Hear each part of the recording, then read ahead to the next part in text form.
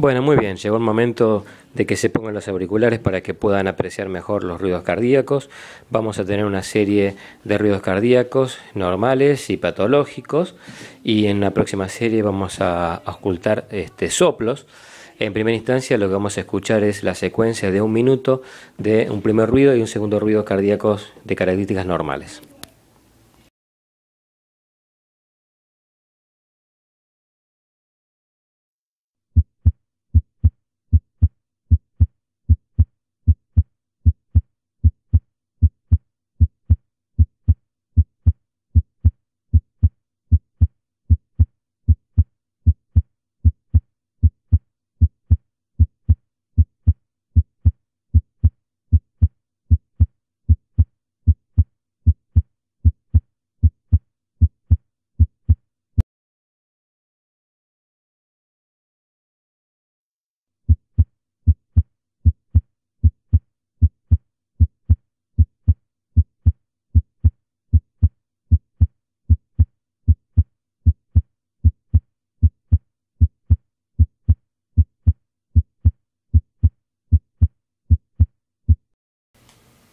Lo que vamos a escuchar ahora es un desdoblamiento del primer ruido, que como dijimos en el primer video, puede ocurrir en algunas circunstancias por una separación acústica entre el componente mitral, más importante el primer ruido, y el componente aórtico.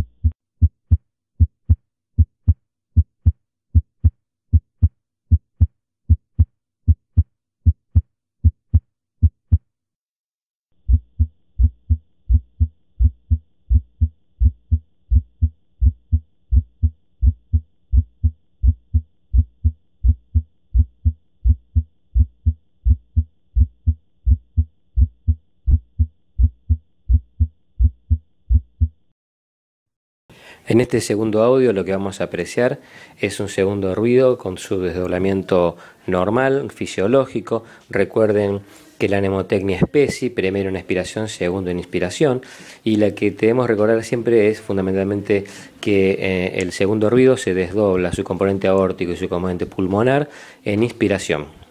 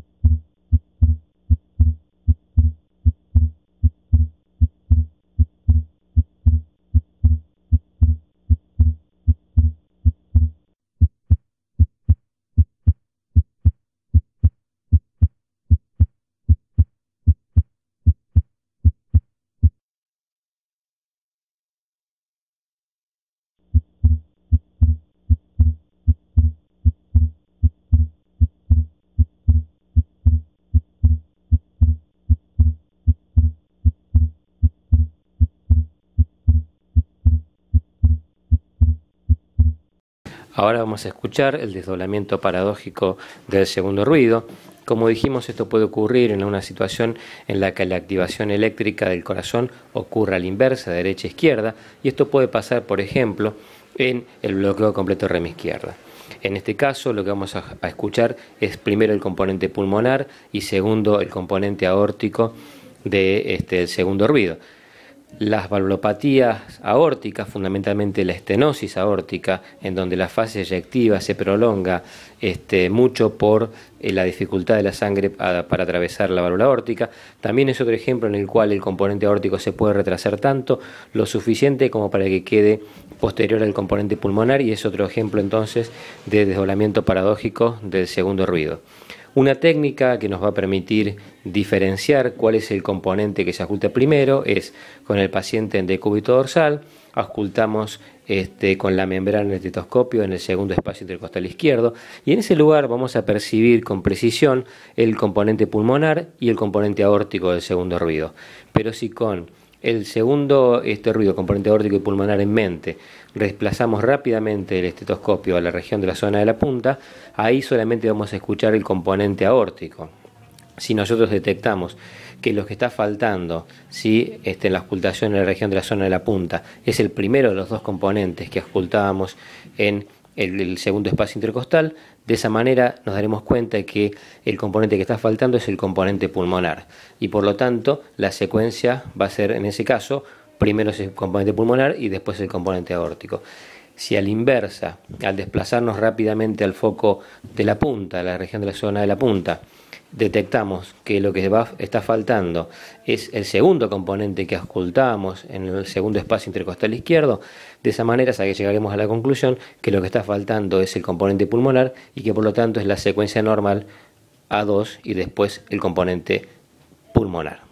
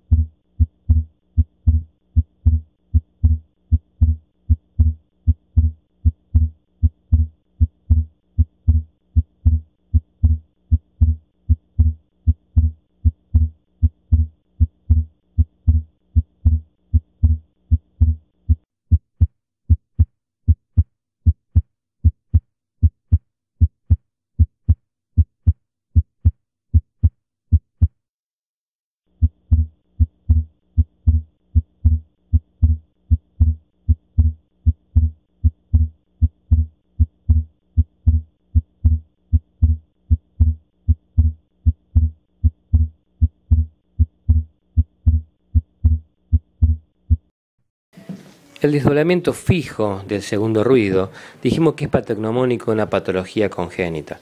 Estamos hablando de la comunicación interauricular.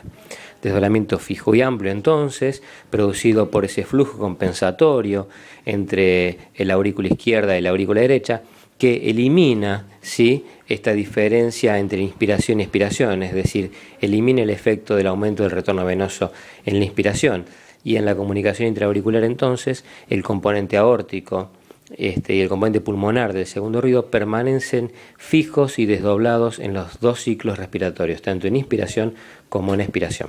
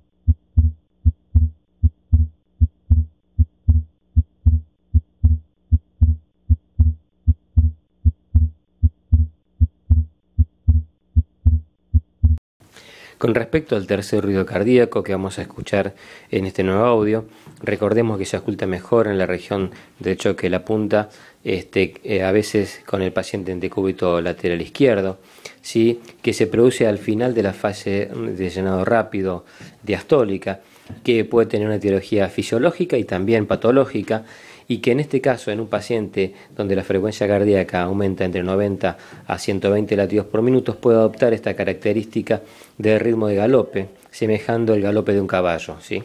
En estas condiciones nosotros podemos inferir, fundamentalmente cuando el paciente tiene tremor cordis, que se trata de un paciente con insuficiencia cardíaca descompensada.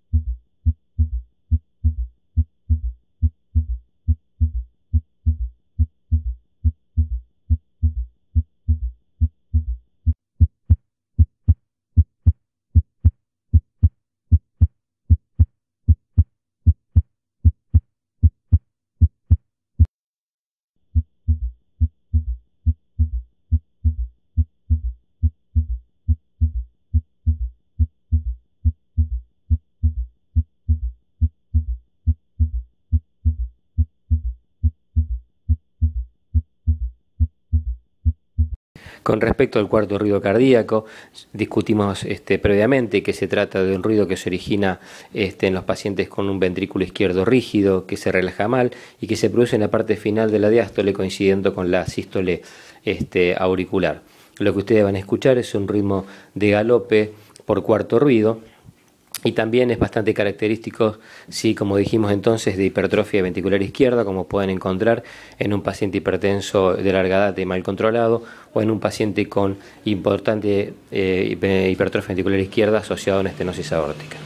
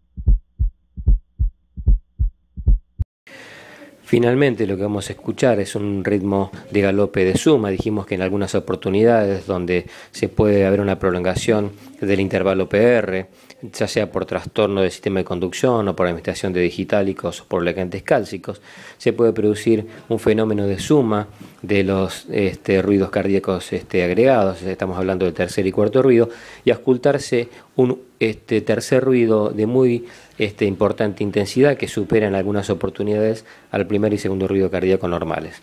También estamos hablando de un paciente habitualmente con un cuadro clínico compatible con insuficiencia cardíaca descompensada.